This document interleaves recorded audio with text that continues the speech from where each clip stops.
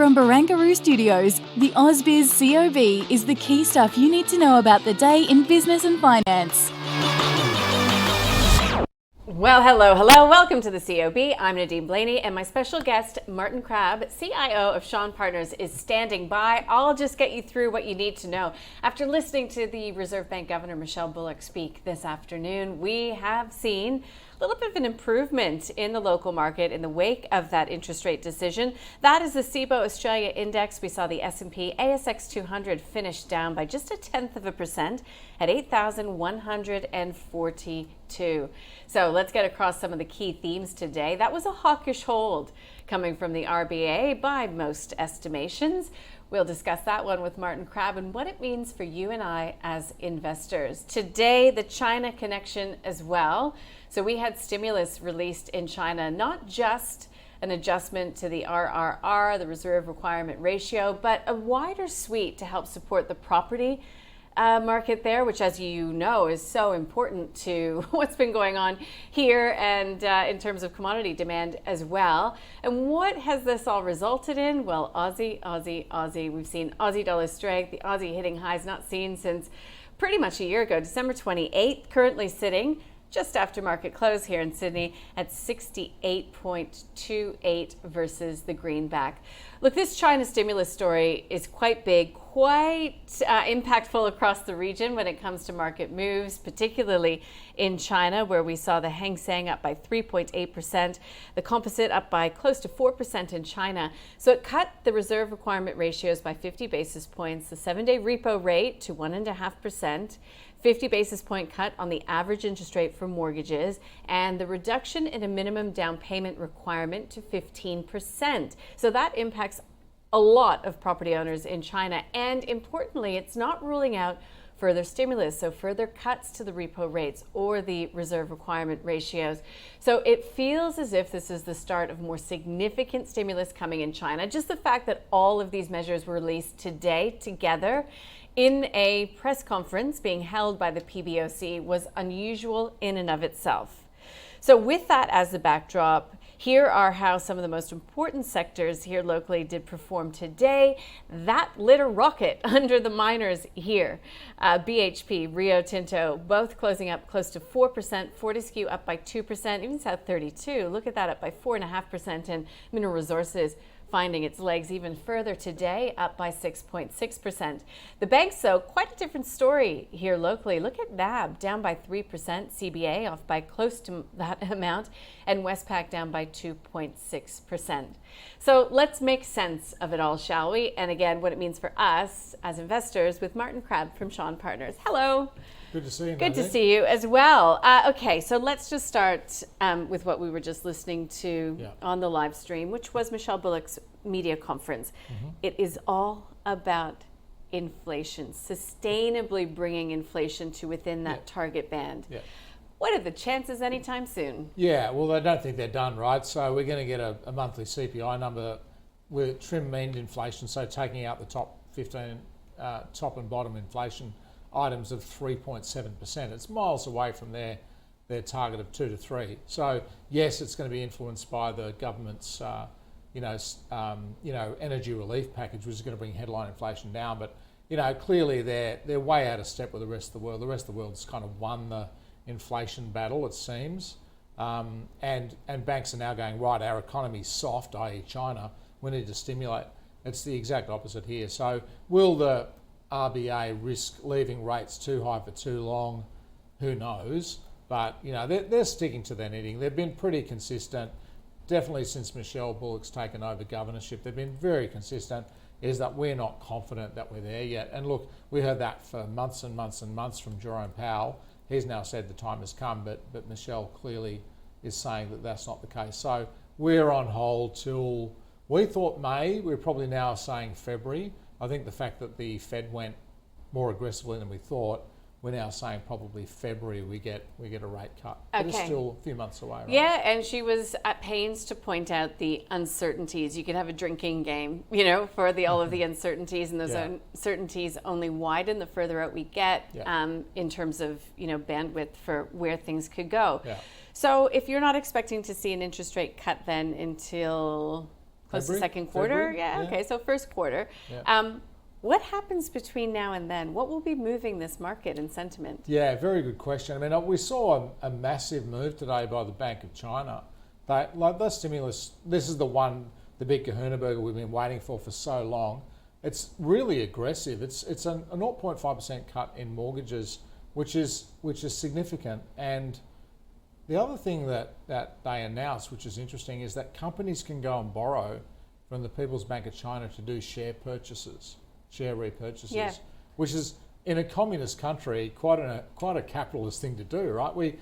If you think your equity's undervalued, go and borrow money from the People's Bank of China and buy your own stock back. So we saw a 3.5% bump in the Chinese market today, and a huge rip in the commodity stocks here today.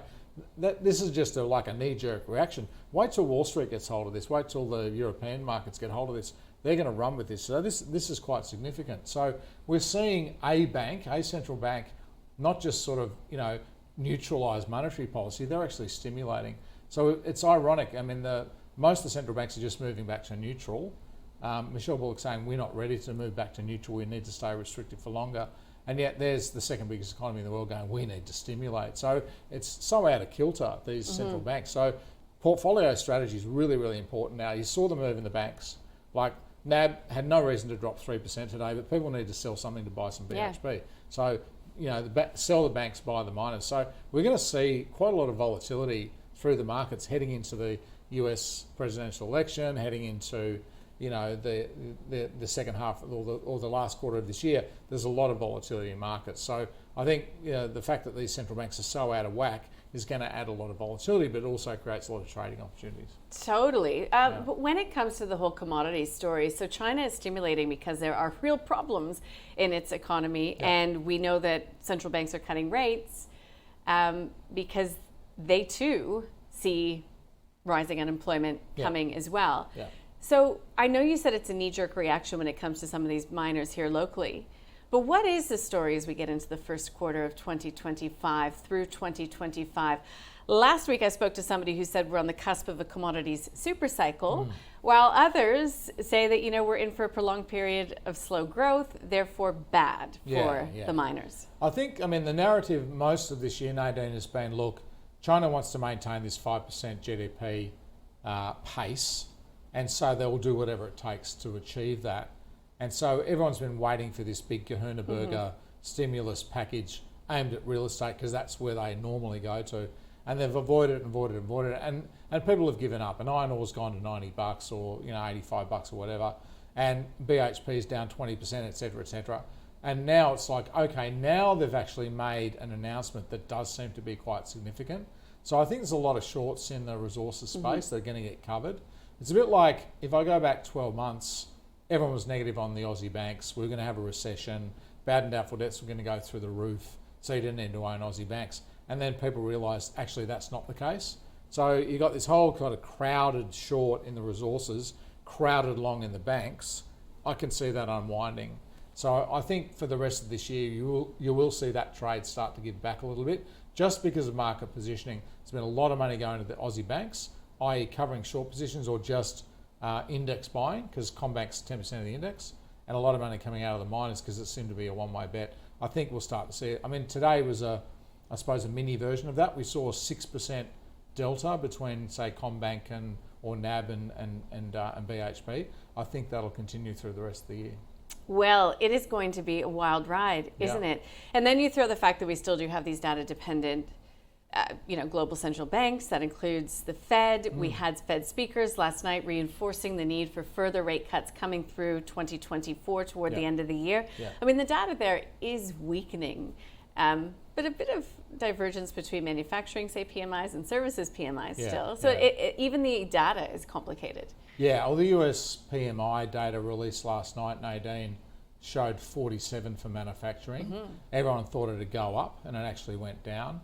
It's interesting, if you look at history, there's this concept of the central banks will create a soft landing by easing just as the economy starts to turn down. So there's the PMI data there. You can see we're back to where we were in 2022, and we had a long period of downdraft.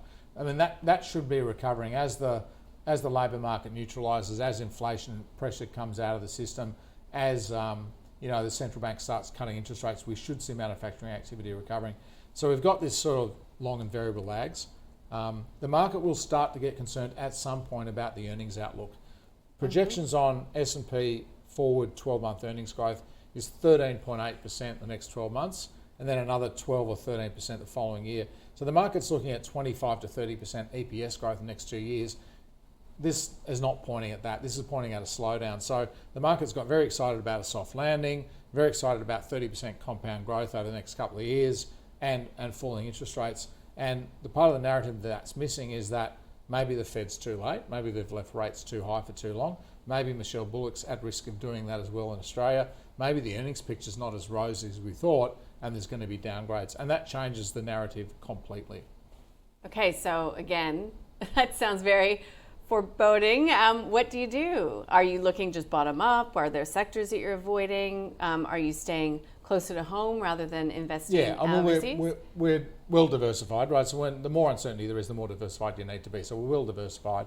We've got a lot of volatility around politics, about geopolitics, about interest rates, about the economy. So when there's this much volatility and uncertainty, just spread yourself as far as you can go. So that's point number one. Point number two is slightly underweight equities. So we're probably 3% underweight equities in a 70-30 portfolio. So not massively, but a little bit more cautious.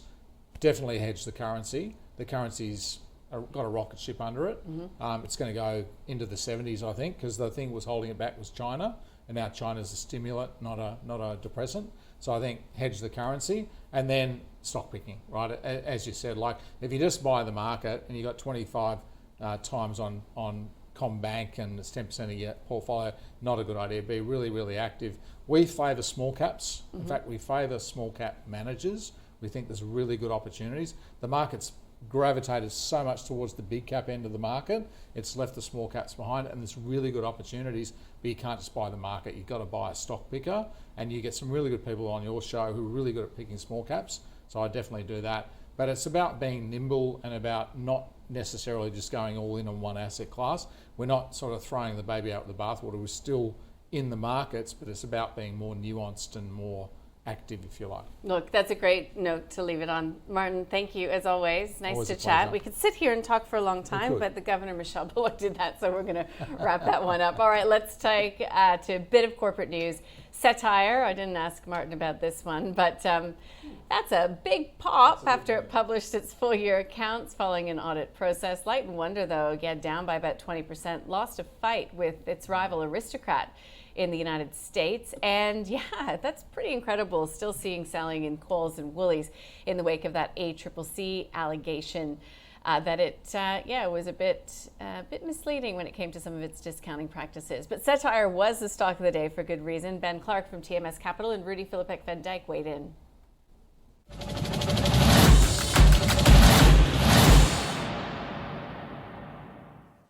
It's a kind of a bizarre, on face value, a bizarre reason for such an extreme pop in the share price, lodging an annual report, but clearly there was a very large short position in this stock. It was the sixth most shorted stock on the ASX, greater than 10% in a pretty thinly traded business, and I think you're seeing a mad scramble by the shorts who are obviously betting that the auditors might not have signed off on the accounts, which would have caused a fair bit of chaos for this business. For me, a company like Satire, I've never looked at it.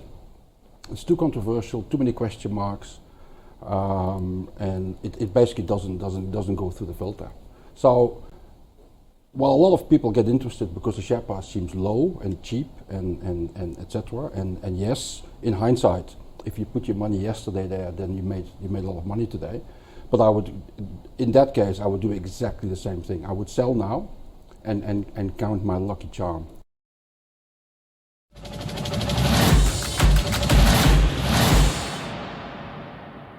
There you go.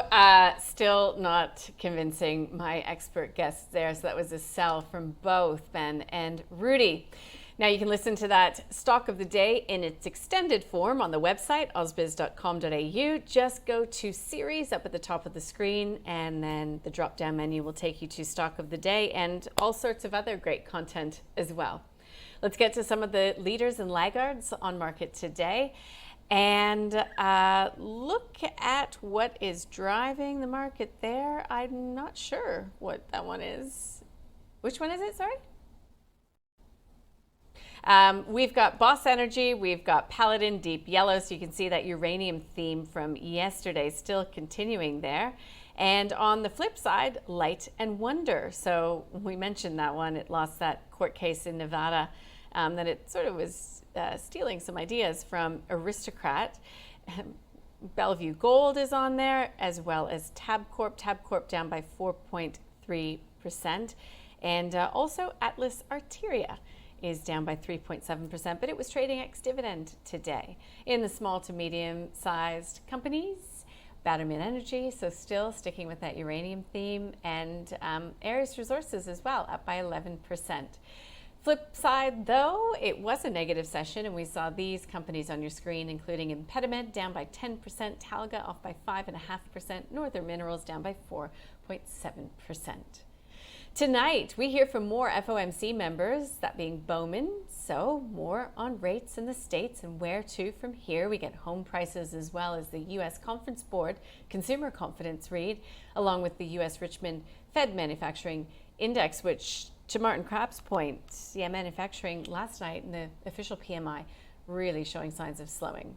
Tomorrow here we get the monthly consumer price index for August, although Michelle Bullock, the RBA governor, was very clear in saying that even a low read within the target band would not give them any confidence that it will remain there over the short to medium term. So take that what you will. We also get engineering construction activity. All right, so the market did close in negative territories, although, it did lift off the lows that were achieved post 12 p.m. Stimulus in China coming through in a big way. Hong Kong's Hang Seng Tech Index up by 5%.